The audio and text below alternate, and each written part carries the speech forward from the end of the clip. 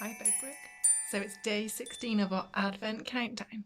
I have picked a really lovely wintry story for you, one that I loved when I was a child. So sit back, relax, and I hope you enjoy it. This book is called Jolly Snow and it is by Jane Hissey.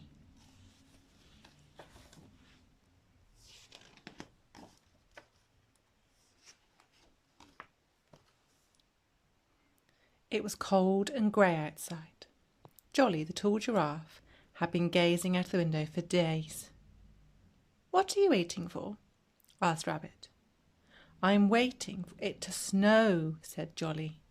"It's winter, isn't it?" "It doesn't always snow at winter," said Rabbit. "In fact, it hardly ever does," said Duck gloomily.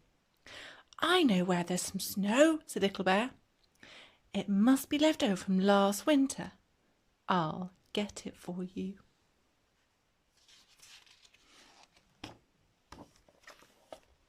Oh, he's gone and got a snow globe. Without waiting for an explanation, Little Bear rushed out of the room. In a moment he was back again, carrying a large glass bubble. Inside the bubble they could see a little house and a tree covered in a layer of thin white snowflake. "Is that all snow does?" asked Jolly, staring into the bubble. "Does it just lie around, making things whiter than usual?" "Of course not," said Little Bear.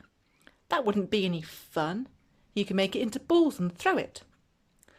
"Or slide on it," said Zebra. "And jump into heaps of it," said Rabbit. "And make footprints." "You can build beautiful things with it too," said Duck. "Goodness," said Jolly.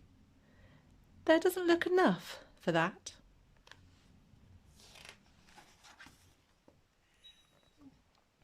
Holding the glass ball tightly, Little Bear jumped up and down. A flurry of snowflakes leapt from the tiny house and tree and rushed around the inside of the glass. "Look at it now!" he squeaked. "There's still not enough to make a snowball," said Jolly. "And anyway, you can't get it out," said Duck. "Wait a minute," said Zebra. "I know where there's a lot of snow." She led the way to the kitchen, where Bramwell Brown was busy making some special biscuits. To stop the dough sticking to the rolling pin, he was shaking flour from the flour shaker. "Whoopee!" cried Zebra, dashing under the falling flour. "I'm in a snowstorm!" In no time at all, her black stripes had almost disappeared.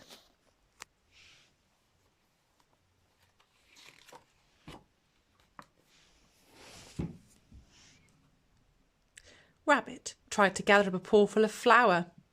"It's not very good for snowballs," he said. "It doesn't stick together." "But it's perfect for dough balls," cried Little Bear, rolling up a piece of dough and throwing it at Rabbit. The dough ball stuck to Rabbit's bottom and looked like an extra tail. "The flour snow does not come off," said Zebra, jumping up and down, trying to shake herself clean. "I think you are going to need a bath," said Bramwell.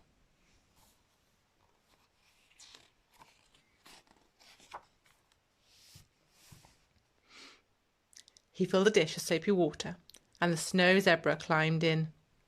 She began to splash about, sending bubbles flying everywhere. "It's still not coming off," she grumbled. "Just getting stickier and stickier."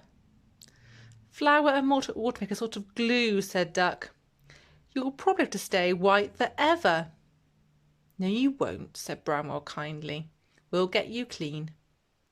All the scrubbing and splashing made even more bubbles.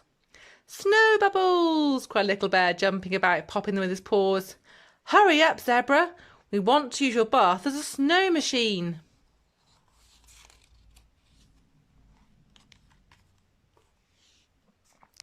After lots of rubbing and scrubbing, Zebra's stripes at last reappeared. The others wrapped her in a warm towel and looked into the bath. "What have you done with all the bubbles?" asked Little Bear. "Bubbles never last," said Duck. "And anyway, they would have been very sloppy snow. Why don't we go and see if Old Bear has any ideas?" Old Bear was in the dining room, cutting out paper decorations. He'd made paper lanterns, paper stars, and paper bells. He'd even made paper snowflakes.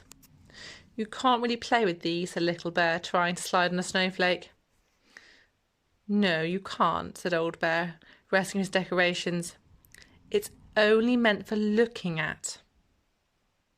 "We want some snow for Jolly," said Rabbit. "Snow you can play with."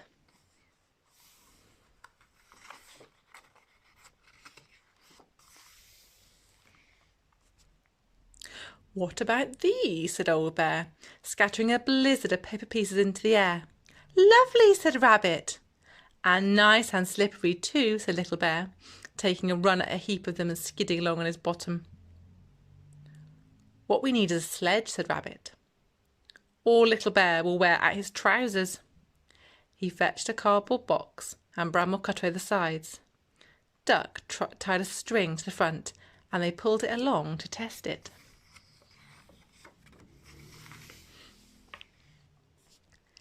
"Now, if we have a slope," said Rabbit, "we could whiz down in the sledge." "I don't think I could," said Jolly. "I wouldn't fit in it." "Never mind," said Bramwell. "You can help with the slope." Bramwell Brown disappeared to the bedroom and came back pulling a large white sheet. He gave a corner to Jolly. "Now," said Bramwell, "when the others climb on, lift up your end and they should slide all the way down." Rabbit and Little Bear pushed the sledge onto the sheet and climbed in. "There's only room for two," said Rabbit. "Don't worry," said Zebra. "I'll slide on my tummy." As soon as they were ready, Little Bear called out to Jolly, "1, 2, 3, go!" Oh wow, look how much fun they're having. Jolly and Bramwell lifted their end of the sheet. Nothing happened. "Wobble it a bit," called Rabbit. "We seem to be stuck." Jolly and Bramwell shook the sheet as hard as they could, and suddenly the toys found themselves sliding very fast to the other end. "Look out!" cried Little Bear as they whizzed off the sheet across the room and crashed into the wall on the other side. Oh dear. "I think we need a soft landing," said Rabbit, flapping up his flattened fur and helping Little Bear to his feet. He piled up a heap of cushions against the wall, and then all three toys bravely climbed back onto the sheet. "Ready, steady, go!" they called to Jolly. Up went the sheet, down went the toys, straight into the heap of cushions. As they landed, clouds of feathers puffed out of the little holes in one of the cushions and filled the room. Oh, look, just like snow.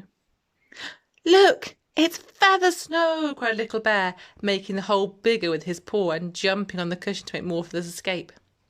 Very soon all the toys were jumping on the feathers. They rolled in them, crawled through them and piled them in heaps. "Is this like snow?" asked Jolly. "It's better," said Little Bear. "It doesn't melt and doesn't make you cold." "Let's put some on the windows," suggested Rabbit. "Then it will look as if real snow has settled there."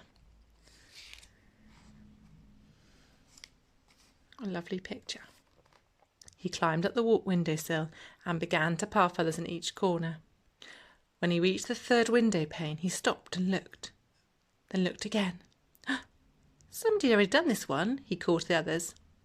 The window did have a white covering around the edges, but it was on the outside. "It isn't feathers," cried Little Bear excitedly. "It's real snow." All the toys crowded around on the sill and stared out the window in amazement. "Now we can play outside," said Zebra. "Well, actually, looks a little bit deep for me," said Little Bear. "And a bit cold for me," said Old Bear.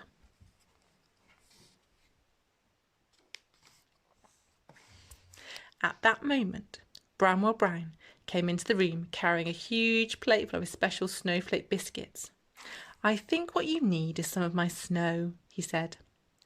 Jolly thought about the flower snow and the feather snow, the bubble snow and the proper snow. Then he looked at the real snow.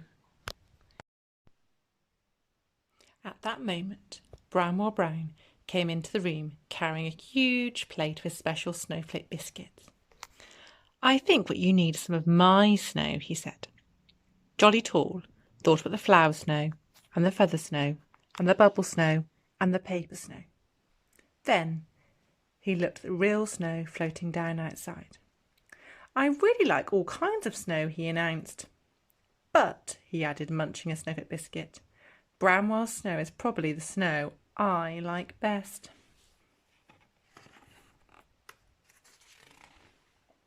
That's the end of the story. Hope you enjoyed that, guys.